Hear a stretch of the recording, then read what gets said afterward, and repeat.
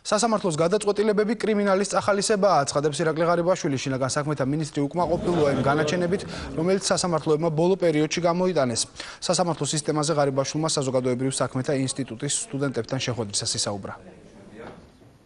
ძალიან რთული როცა მოსამართლე ქვია და ყოველად უსამართლო განწყობას ხებულობ. ისეთ ფაქტებს მივაგენით და ისეთი რაღაც გაუგონარი გარემოები გამოიკვეთა, რომ საშინელება უბრალოდ ძალიან ბევრ ადამიანს მოუწევს პასუხებაში მიცემა. ძალიან ბევრს.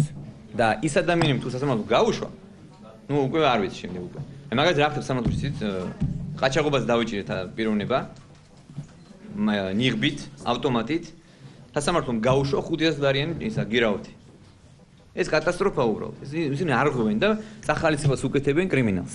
პირდაპირ წახალისებაა ეს, როდესაც ყაჩაღს შენ უშვებ სასამართლო დარბაზიდან 500 ოდენობით. ეს არის პირდაპირი კრიმინალის წახალისება. ეს არ არის სამართალი. ეს არის სასამართლო. მაგრამ ჩვენ ამას მალე გამოვასწორებთ. ნატა მახულაძე გაგვაცნობს მინისტრის განცხადებებს უფრო დეტალურად. სავარაუდოდ ირაკლი ღარიბაშვილი სასამართლოს გამოსწორებაში გულისხმობს სასამართლო რეფორმას, რომელსაც ჩატარებასაც ითხოვს ქართული ოცნება. შინაგან საქმეთა მინისტრი უკმაყოფილოა იმ გადაწყვეტილებებით, რომელიც მაგალითად გიგი უგულავსთან დაკავშირებით სასამართლომ გამოიტანა. სასამართლოსგან გვაქვს ჩვენ ასეთი რაღაც გაუგონარი სირთულეები. თქვენ ალბათ იხილეთ, ხო რაც მოხდა. იყო ძალიან კარგად ბოლომდე დამუშავებული, ძალიან მტკიცე არგუმენტებით გამყარებული, ისევ გამყარებული ორი საქმე. ორი ეპიზოდი გიგი უგულავსთან დაკავშირებით. მე მართლაც მებრალება ის მოსამართლეები, რომლებიც დღეს მუშაობენ, რომლებსაც უწევდათ და უწევთ ჯერ კიდევ დაკვეთების შესრულება. სტუდენტებთან შეხვედრაზე ირაკლი ღარიბაშვილმა ისაუბრა ასევე კიბერუსაფრთხოებაზე და გაიხსენა ის შემთხვევები, როდესაც შინაგან საქმეთა სამინისტროში იყო სპეციალური სამსახური შექმნილი, რომელიც სპეციალურად ქმნიდა ვირუსებს და ამას შემდეგ პოლიტიკური ოპონენტების წინააღმდეგ იყენებდნენ. წინა ხელისუფლების დროს ყავდათ შექმნილი სამმართველო, ოღონდ სამმართველო, რომელიც ვირუსებს ამზადებდა და შემდეგ პოლიტიკურ ოპონენტებს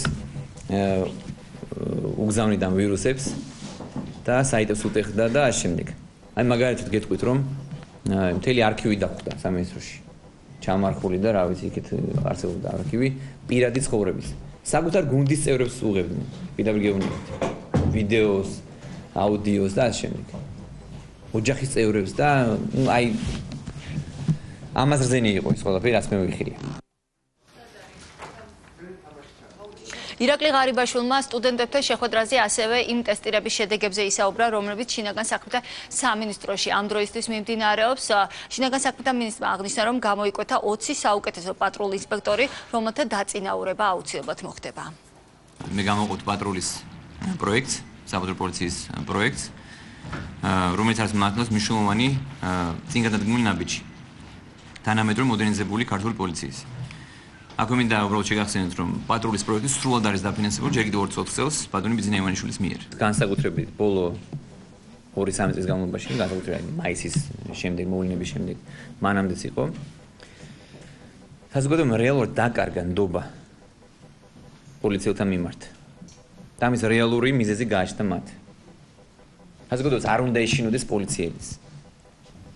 მოქალაქეებს არ უნდა ეშინოდეთ პოლიციელების, მათი იმედი უნდა ქონდეთ. მე მოსვლის დღიდან ვამბობ შემდეგს და ეს დავალებაა, რომ პოლიცია უნდა იყოს მეგობარი მოქალაქის. თითოეულ თქვენგანის.